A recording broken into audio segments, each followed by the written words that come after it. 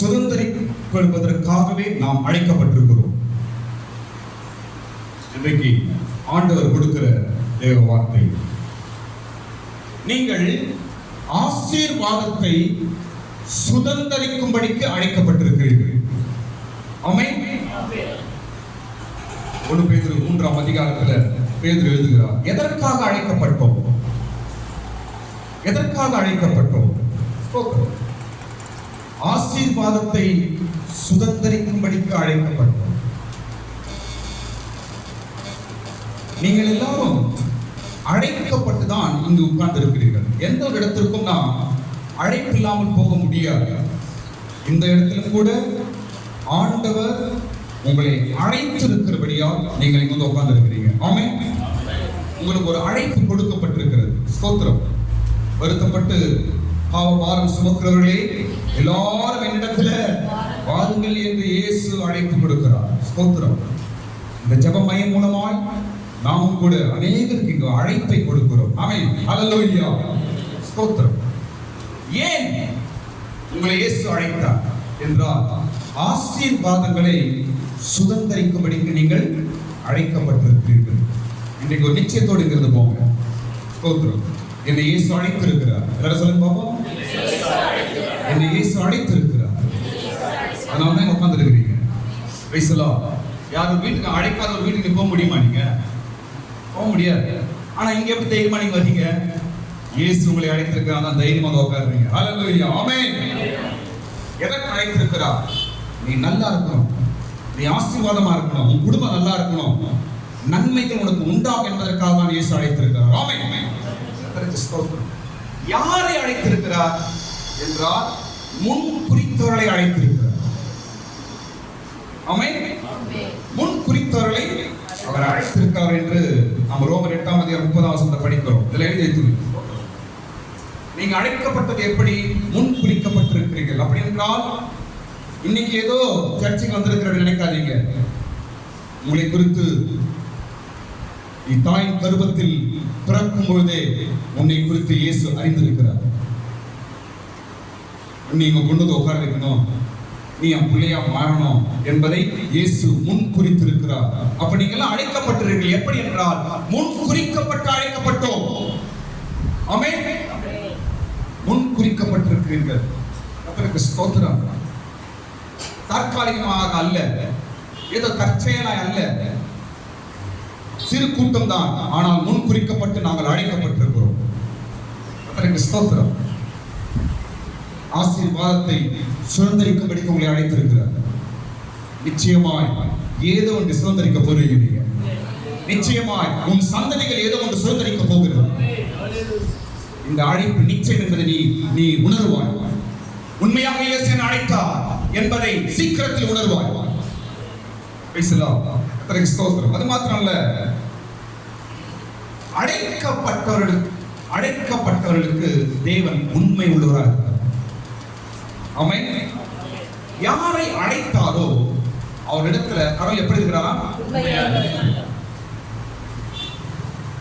உனக்கு சொன்ன வாக்குல உண்மையா இருப்பார். உனக்கு கொடுத்த குடும்பத்தில் உண்மையா இருப்பார். உன் ஜெபத்திற்கு உண்மையா இருப்பார்.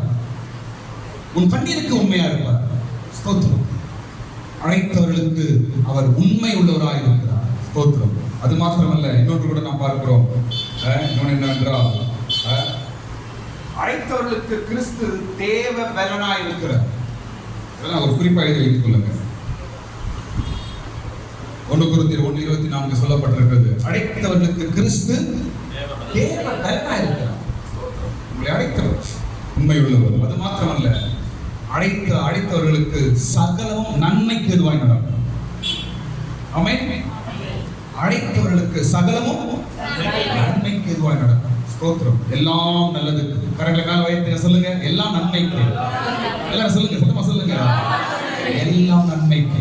ஸ்தோத்திரம். நீ ஆசீர்வாதத்தை சுதந்திரிக்க போவது நிச்சயம்.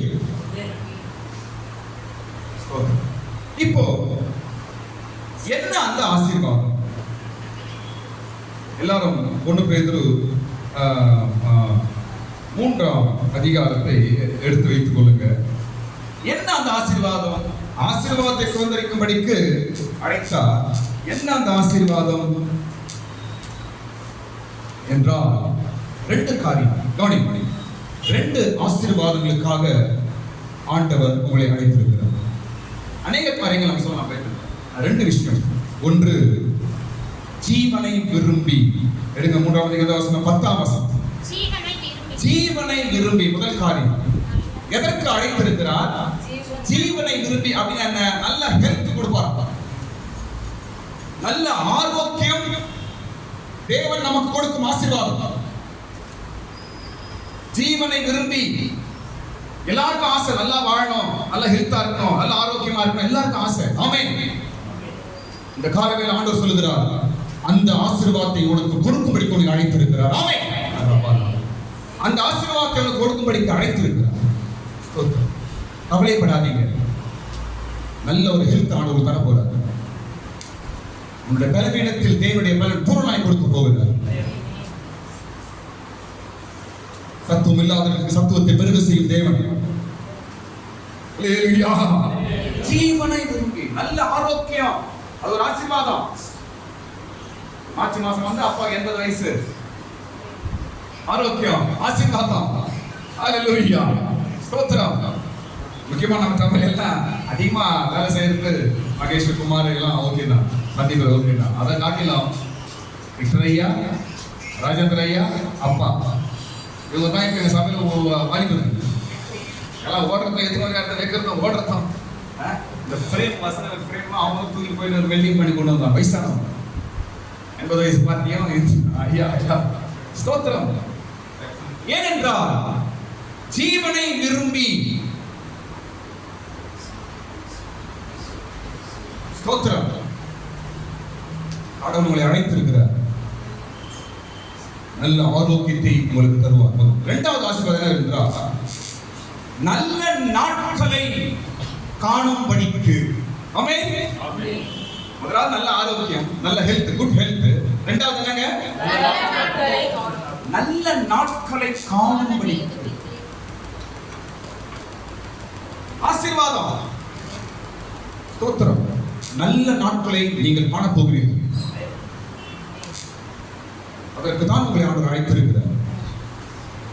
ஆசீர்வாதத்தை சுதந்திரிக்கும்படிக்கு நீங்கள் அழைக்கப்பட்டிருக்கிறீர்கள். நல்ல நாட்களை காண போகிறோம். ஸ்தோத்திரம். நிச்சயமாகவே முடிவு ஒரு நம்பிக்கையின் போவார். நல்ல நாட்களை நீங்க பார்க்க போறீங்க. என் துக்கம் தீராதா, என் வேதனை தீராதா, என் கஷ்டம் தீராதா என்று நினைத்துக் கொண்டிருக்கிறார். இன்றைக்கு ஆண்டவர் பேசுகிறார், நல்ல நாட்களை நீ காண போகிறார்.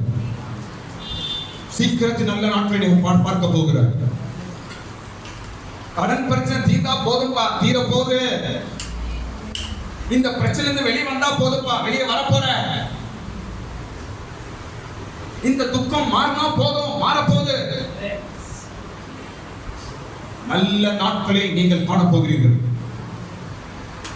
அடுத்த இன்னும் வார்த்தை, இன்னும் தெளிவா சொல்ல போனால், எதை நீ எதிர்பார்த்து கொண்டிருக்கிறீர்களோ அதை நீங்கள் பார்க்க போகிறீர்கள். கரங்களை மேல உயர்த்த, கரங்களை மேல உயர்த்த, விசுவாசமா. எதை நீங்கள் எதிர்பார்க்கிறீர்களோ அதை நீங்கள் காண போகிறீர்கள். நல்ல நாட்களை நீங்கள் காண போகிறீர்கள். அதற்கு தான் ஆண்டவர் அழைத்திருக்கிறார்.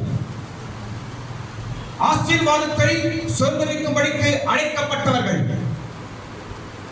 நல்ல ஆரோக்கியமும் நல்ல நாட்களையும் நீங்கள் காண போகிறீர்கள்.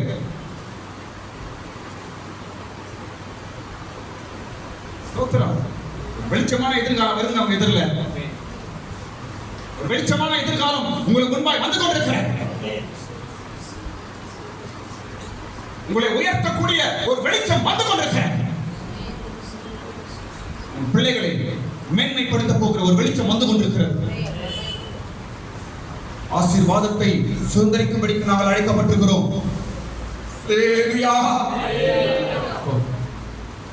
என்ன ஆசீர்வாதம் என்று பார்க்க, ஒன்று நல்ல ஆரோக்கியம், ஜீவனை விரும்பி. இரண்டாவது நடக்க போகுது. ஸ்தோத்திரம். இப்ப நாம செய்ய வேண்டிய 6 காரியம், அதெல்லாம் சொல்லி முடிச்சிருக்கோம். நாம் என்ன செய்ய வேண்டும்? ஆசீர்வாதத்தை சுதந்திரிக்கும்படிக்கு நாம் என்ன செய்ய வேண்டும்? 1 பேதுருல 3ஆம் அதிகாரத்தில் பேதுரு எழுதுகிறார். என்ன செய்ய வேண்டும்? ஸ்தோத்திரம். அதுக்கு முன்னாடி அந்த வசனத்தை மாத்திரம் படிச்சிருங்க. எந்த வசனம் அது? 9ஆம் வசனம் படிங்க. 3ஆம் அதிகாரம். தீமையையோ உதாசனத்துக்கு உதாசனத்தை நீங்கள் ஆசீர்வாதத்தை சார்ந்து படி. ஜீவனை விரும்பி நீங்கள் ஆசீர்வாதத்தை சுதந்தரித்துக் கொள்ளும்படி அழைக்கப்பட்டிருக்கிறவர்கள் என்று அறிந்து போதும். நீங்கள் ஆசீர்வாதத்தை சுதந்தரிக்கும்படிக்கு அழைக்கப்பட்டிருக்கிறீர்கள். வசனத்தை எழுதி வீட்டில் மாட்டி வை. எதற்காக நான் அழைக்கப்பட்டிருக்கிறேன்? எதற்காக நான் சர்ச்சுக்கு போறேன்? எதற்காக பைபிள் எடுத்திருக்கிறேன்? எதற்காக இயேசு நான் கும்பிடுறேன்? எதற்காக இயேசு என்ன கடவுளாக நான் ஏற்றுக்கொள்கிறேன் கொண்டிருக்கிறேன்? ஆசீர்வாதத்தை சுதந்தரிக்கும்படிக்கு. ஸ்தோத்திரம். நல்ல நாட்கள் வரும், நல்ல பலன் வரும், நல்ல ஆரோக்கியம் வரும், எதிர்பார்த்தது நடக்கும். ஸ்தோத்திரம். அல்லேலூயா. இப்போ நாம செய்ய வேண்டிய 6 காரியங்கள் நான் சொல்லி முடிக்கிறேன். ஸ்தோத்திரம்.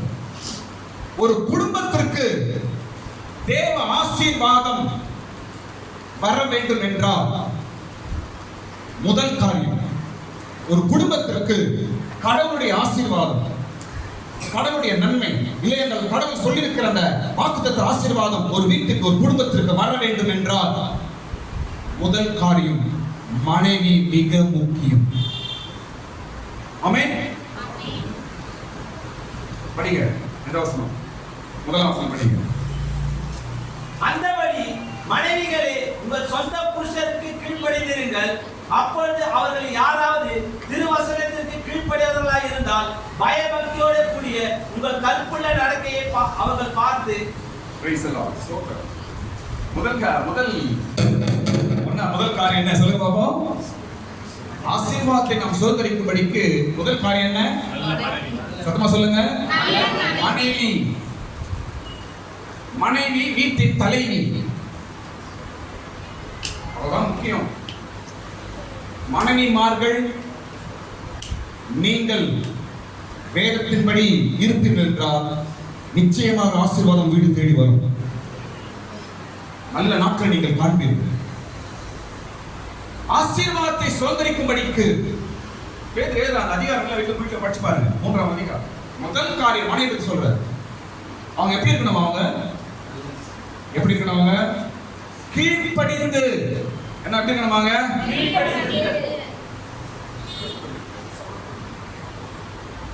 சத்தியத்துக்கு கீழ்ப்படிந்து, பைபிளுக்கு கீழ்ப்படிந்து, கணவனுக்கு கீழ்ப்படிந்து, பரிசுத்த ஆவிக்கு கீழ்ப்படிந்து நீங்க இருந்தாலே போதுங்க, உங்க வீடு ஆசீர்வாதமாய் கட்டப்படும். முதல் காரியம் மனைவிமார்கள் மிக முக்கியம். ஆனால் தான் முதல் ஸ்திரீயே சாத்தான் வஞ்சிச்சான்.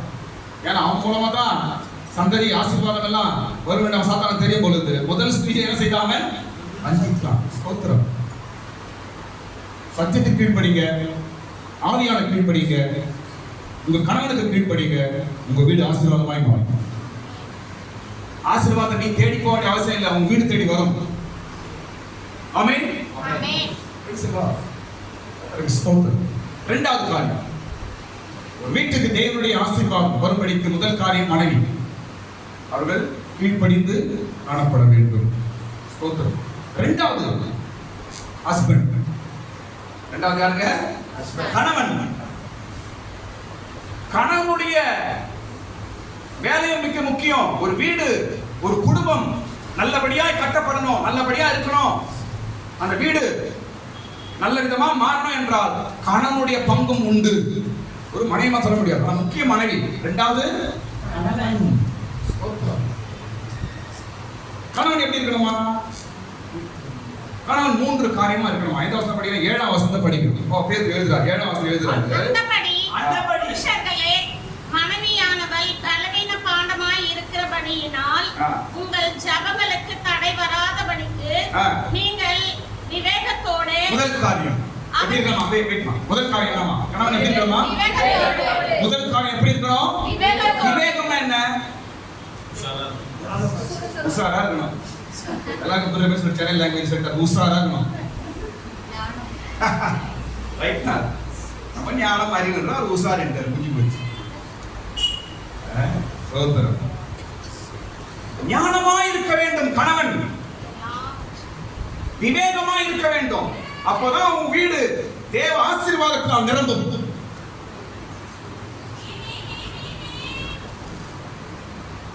வெளியெல்லாம் உஷாரா இந்த வீட்டுல ஞானம் எல்லாம் போயிட்டா குமார் பண்ண மாதிரி வெளியெல்லாம் உஷார். வீட்டுக்குள்ள வந்தா பேக்கரி. ஞானம் இல்லாமல் விவேகம் இல்லாமல் எப்படி வீடு ஆசிரியக்கப்படும்? அதை பார்த்தா உஷார் தான், வெளியே பார்த்தா அப்பா ஆடினார். ஆனா முக்கியமான செய்ய வேண்டிய காட்டல உஷார் இல்லை. எப்படிங்க வீடு ஆசீர்வாதமா இருக்கும்? குடும்பம் எப்படிங்க கட்டப்படும்? குடும்பம் எப்படிங்க மேல வரும்? எல்லாத்தையும் மனைவி மேலே சொல்லக்கூடாது. நீ சரியில்லை, நீ தான் என்று பொண்டாட்டி மேலே சொல்லக்கூடாது.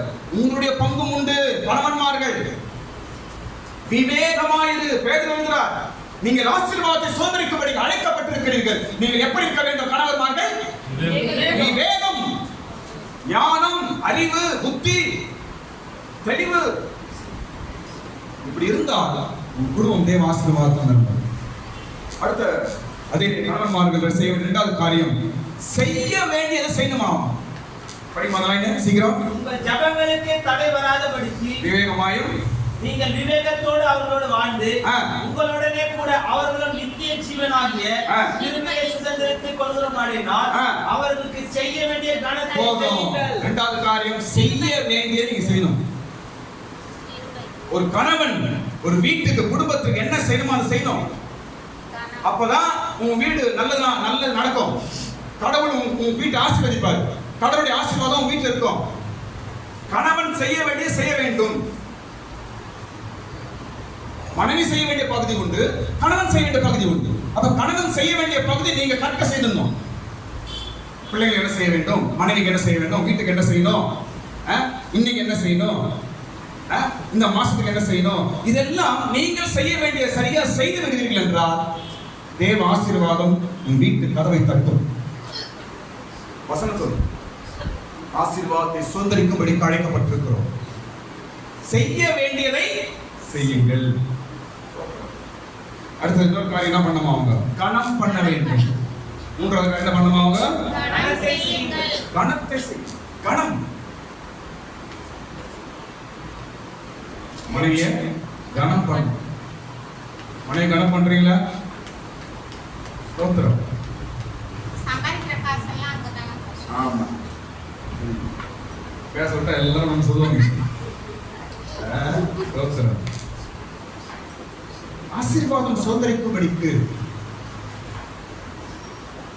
மனைவியை நீங்கள் கனம் பண்ணணும். எந்தெந்த இடத்துல உங்க மனைவியை கனம் பண்ணணும் அதை கனம் பண்ணணும். தாங்கணும், அன்பு செலுத்தணும், கனம் பண்ணுங்கள். வாய்க்கு வந்தபடி பேசுறது, வாய்க்கு வந்தபடி திட்டுறது, வாய்க்கு வந்தபடி மரியாதை இல்லாம மனைவியை பேசுறது, எந்த ஆசீர்வாதம் வீட்டுக்கு வரும்? எந்த கடவுள் வருவோம் வீட்டுக்கு? மனைவியை நீங்கள் கனம் பண்ணுங்கள். செய்ய வேண்டிய கடமைகளை செய்யுங்கள். விவேகமாக இருங்கள் கணவன்மார்கள். உங்கள் வீடு ஆசீர்வாதத்தினால் தேவன் நிரப்புவார். வாக்குப்படினவர் உண்மை உள்ளவர்.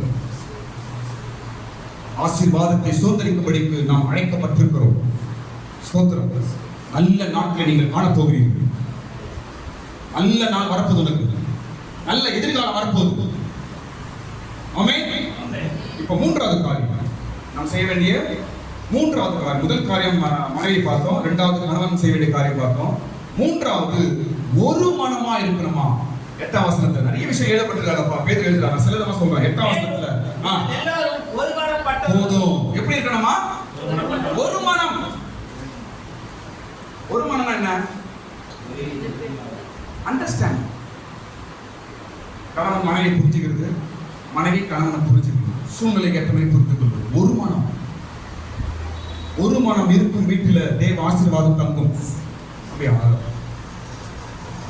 ஒரு மனம் இருக்கும் வீட்டில் தேவனுடைய ஆசீர்வாதம் தங்கும். ஒரு மனம் கிடையாது, ஆறு ஒரு மனம். ஒரு மனம் கிடையாது, ஆறு ஒரு மனம். கணவன் ஒரு மனம், மனைவி ஒரு மனம், பிள்ளை ஒரு மனம். எத்தனை மனம் அப்போ? எத்தனை மனம்? எங்க கடவுள் வந்து ஆசீர்வாதத்தை கொடுப்பாரு? ஒரு மனத்துக்கு பதிலாக எத்தனை மனம் ஆயிடுச்சு இப்போ? பிள்ளைங்க போக்குல போகுது, கொண்டாடி ஒரு போக்குல போகுது, புருஷன் ஒரு போக்குல போறார். எப்படி ஆசீர்வாதம் அந்த வீடு சுதந்திரிக்கும்? ஆமென். ஒரு மனம் குடும்பத்தில் இருக்கும்போது தேவ ஆசீர்வாதத்தை அந்த வீடு சுதந்திரிக்கும். ஸ்தோத்திரம். அடுத்த காரியம், நான்காவது காரியம். அதெல்லாம் நீங்க வீட்டில் படிச்சு பாருங்க. நான்காவது காரியம், தேவ ஆசீர்வாதத்தை ஒரு குடும்பம் சுதந்திரித்துக் கொள்ள வேண்டும் என்றால் நான்காவது காரியம் பேதுரு என்ன எழுதுகிறார் என்றால், கவனிங்க, தீமைக்கு தீமை சரி கட்டக்கூடாது. ஆமென். 9வது வசனம், தீமைக்கு தீமையும் போதும். என்ன சரி கட்டக்கூடாதா? தீமைக்கு தீமை நீ செய்வாய் என்றால் ஆண்டவருடைய ஆசீர்வாதம் உன் வீட்டுக்கு வராது. கடவுள் ஆசீர்வாதத்தை கொடுக்க முடியாது. தீமைக்கு தீமை. ஒருவேளை யாரோ உங்க கூட வேலை செய்ய யாரோ ஏதோ ஒரு கெடுதல் பண்ணிட்டாங்க, நேரம் மட்டும் நானும் பண்றேன் அப்படின்னு நினைச்சு பண்ணினீங்கன்னா தேவ ஆசீர்வாதம் நம்ம இடத்துல வராது. தீமைக்கு தீமை நம்ம என்ன செய்யக்கூடாதான்? சரி கட்டக்கூடாது. தப்பு பண்ணிட்டானா அவ்வளவுதான். உனக்கு விரோத தப்பு செய்துட்டானா ஓகே, கடவுள் பார்த்துக் கொள்வார், போய்கொண்டே பதில் செய்து போவாத. நான் சரி கட்டுறப்பா என்று போவாத. சரி கட்டுவது யாரு? பைபிள் சொல்லு, நான் சரி கட்டும் தேவன் என்று கடவுள் சொல்றார். உனக்கு யாருன்னா கெடுதல் பண்ணாங்கன்னா கடவுள் பார்த்துப்பான். ஒரே ஒரு வார்த்தை சொல்லு, நீ உடனே கடவுள் சரி கட்டுவார். சரி கட்டுவார். நீங்க யாருக்கு சார் தீமைக்கு சரி செய்ய போவாதீங்க, சரி கட்ட போவாதீங்க. உங்களுக்கு கெடுதல் பண்ண பதில் கெடுதல் செய்ய போவாதீங்க. உங்களுக்கு கெட்டது பண்ண உடனே அவங்களுக்கு கெட்டது பண்றதுக்கு போவாதீங்க, தப்பு. அப்படிப்பட்டவர்களுக்கு ஆசீர்வாதம் சுதந்திரிக்க முடியாது. ஆமென். அடுத்தது, உதாசனத்திற்கு உதாசனத்தை சரி கட்டாதீர்கள். தீமைக்கு தீமை சரி கட்டக்கூடாது. அடுத்தது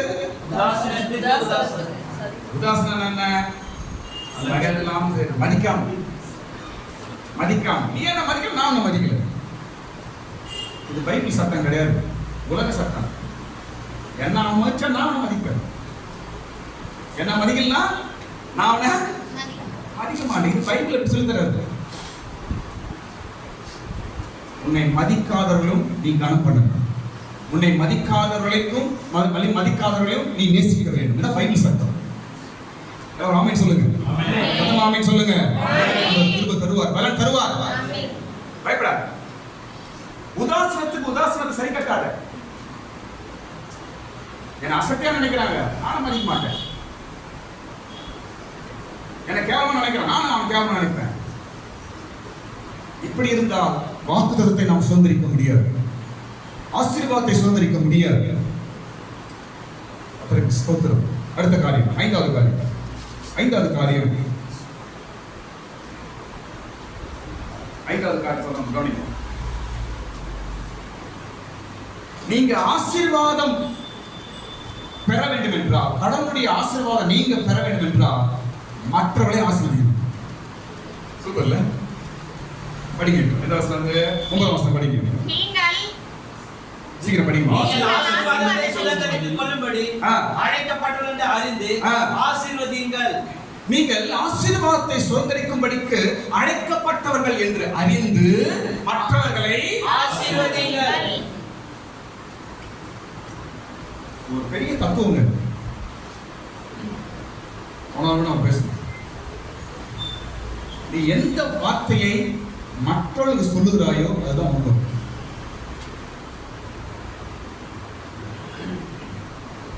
ஐயா வந்துருக்காரு, ஐயா உட்காந்துருக்காரு, அப்பா உட்காந்துருக்காரு. ஐயா பேர் என்னங்க? ஐயா பிரபாகரன்.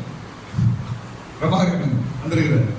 பிரபாகரன் ஐயா, நீங்க நல்லா இருப்பீங்க போங்க ஐயா அப்படின்னு நான் சொன்னேன்னா அந்த வார்த்தை ஃபர்ஸ்ட் என்கிட்ட தான் படிக்கணும், அடுத்தது ஐயா மேடம். உங்களுக்கு ஆசீர்வாதம், உங்களுக்கு நல்ல நடக்குனா மற்றவங்களுக்கு நல்லது சொல்லுங்க. நீங்க பிளஸிங்கா இருக்கணும்னா உங்க வார்த்தை மற்றவங்களுக்கு பிளஸிங்கா சொல்லுங்க. நீங்க உயர்வு அடையணும்னா மற்றவங்களுக்கு உயர்வை சொல்லுங்க. நீங்க மற்றவர்களுக்கு எதை சொல்றீங்களோ அது அப்படியே முதலாவது மேல வரும். ஆமென். நீங்கள் ஆசீர்வாதத்தை சுதந்திரித்துக் கொள்ளுங்கள் என்று அதற்கென்று அழைக்கப்பட்டது என்று அறிந்து நீங்கள் ஆசீர்வதிங்கள். மக்களை ஆசீர்வதிங்க.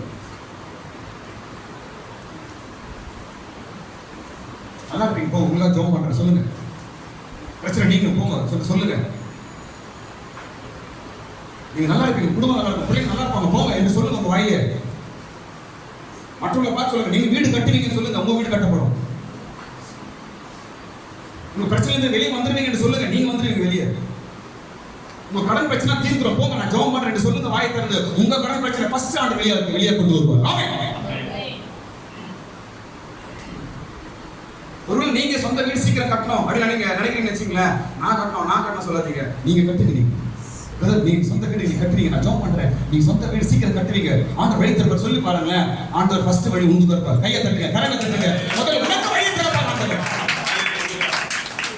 உன் வார்த்தையை தேவன் கணம் பண்ணுவார். முதல்ல உனக்கு நடக்கும், ரெண்டாவது அவனுக்கு நடக்கும். அருமை இல்லை? ஆசீர்வாதத்தை சுதந்திரிக்கும்படிக்கு நாம் அழைக்கப்பட்டவர்கள் என்று அறிந்து மற்றவர்களை ஆசீர்வதி. என்ன தப்பு பண்றோம்னா, நம்ம நல்லா இருக்கணும் அப்படி நினைச்சு மற்றவர்களுக்கு நல்ல வார்த்தை சொல்றது மனசு வர மாட்டேது. நீங்க நல்லா இருப்பீங்க, நீங்க ஆசீர்வாதமா இருப்பீங்க என்று சொல்றதுக்கு நமக்கு தயக்கமோ என்னன்னு தெரியாது. அதனால தான் நம்ம ஆசீர்வாதம் கூட டிலே ஆகிடுது. நீ ஆசீர்வாதமாக இருக்கும்படிக்கு மற்றவர்களை ஆசீர்வதி. நீ விடுதலையாக்கும்படிக்கு மற்றவர்களை விடுதலை வார்த்தையை சொல்லு. நீ உயர்வடையும்படிக்கு மற்றவர்களை உயர்வின் வார்த்தையை சொல்லு. நீ சுகமடையும்படிக்கு மற்றவர்களுக்கு சுகம் கொடுக்கும் வார்த்தையை சொல்லு. தேவன் நீதி செய்கிறது. பாருங்க, நான் சொல்ல பாருங்க, கடவுளுக்கு ரொம்ப பிடிச்ச காரணமா மற்றவங்களை ஆசீர்வதிக்கிறது கடவுளுக்கு ரொம்ப பிடிக்கும். நம்முடைய தேவன் ஆசீர்வதிக்கிறவர். அப்படிதானங்க? அவர் என்ன சொன்னாரு? நான் உன்னை ஆசீர்வதிக்கிறேன். பிளஸ் பண்றது ஏசப்பா ரொம்ப பிடிக்கும். அவருடைய நேச்சர் அதான். நல்லது சொல்றது, மற்றவங்களுக்கு நல்லது செய்யறது, மற்றவங்களை பிளஸ் பண்றது கடவுளுக்கு ரொம்ப பிடிக்கும். நம்ம கடவுளுக்கு அந்த காரியம் அவருக்கு பிடிக்கும்னா, நீங்க அந்த காரியம் செய்யும் போது உங்களுக்கு பிடிக்காம போகுமா? ஆமென். நீங்கள் ஆசீர்வாதத்தை சுதந்திரிக்கும்படிக்கு மற்றவர்களை ஆசீர்வதியுங்கள். உங்கள் வீடு ஆசீர்வாதத்தினால் நிரம்பும். கடைசி காரியம் சொல்ல முடிக்கிறது. கடைசி காரியம், 6வது காரியம், நாம் ஆசீர்வாதத்தை சுதந்திரிக்கும்படிக்கு 6வது காரியம், சமாதானத்தை தேட வேண்டும். அது நான் வசனம். பொல்லாப்பை விட்டு நீங்கி நன்மை செய்து சமாதானத்தை தேடி. சமாதானத்தை என்ன செய்யணுமா? சமாதானத்தை ஒழிச்சு கூடாது. சமாதானத்தை தேட வேண்டும். சமாதானமா இருக்கணும். எப்படியாவது சமாதானத்தை காப்பாற்றணும். எப்படியாவது என் வீடு சமாதானமா இருக்கணும். எப்படியாவது நான் சமாதானமா இருக்கணும். எப்படியாவது நான் அவங்க கூட சமாதானமா இருக்கணும் என்று நீ தேடணும். அங்குதான் தேவ ஆசீர்வாதம் தங்கும். சின்ன விஷயத்துக்கு சமாதானத்தை கெடுத்து, சமாதானத்தை இழந்து, வீட்டுல சமாதானம் இல்லை, நமக்கு சமாதானம் இல்லை, இப்படி ஒரு ஆளுக்கு எப்படி ஆண்டவர் ஆசீர்வாதம் கொடுப்பார்? ஸ்தோத்திரம்.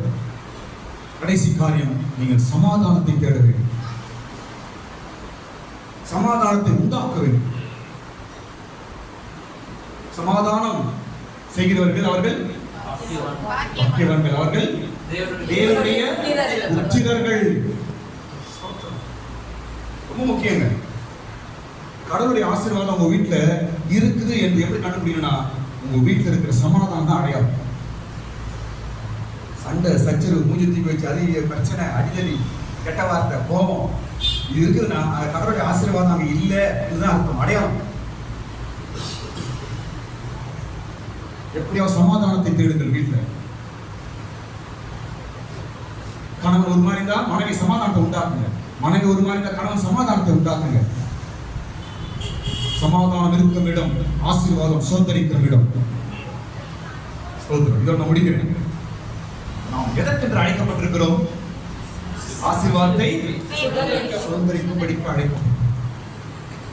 நிச்சயமா ஒரு நல்ல நாட்களை நீங்கள் காண போகிறீர்கள். எல்லாரும் கண்களை மூடுங்க. ஒரு நல்ல நாட்கள் உங்களுக்கு முன்பாக வரப்போகுது. ஒரு நல்ல ஒரு வெளிச்சம் உங்களுக்கு முன்பாக வரப்போகுது.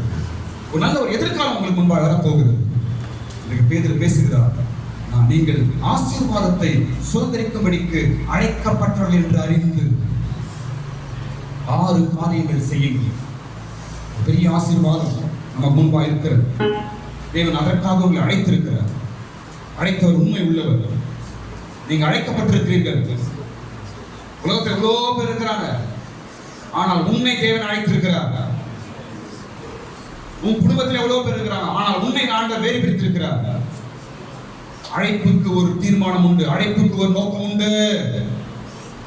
நீ பைபிளை தூக்கி இருக்கிற, ஏசப்பா கடவுள் என்று சொல்லி இருக்கிற, ஏதோ ஒரு நோக்கம் உண்டு. ஏதோ ஒரு வேலை நடக்க போகுது, ஏதோ ஒரு திட்டம் நடக்க போகுது.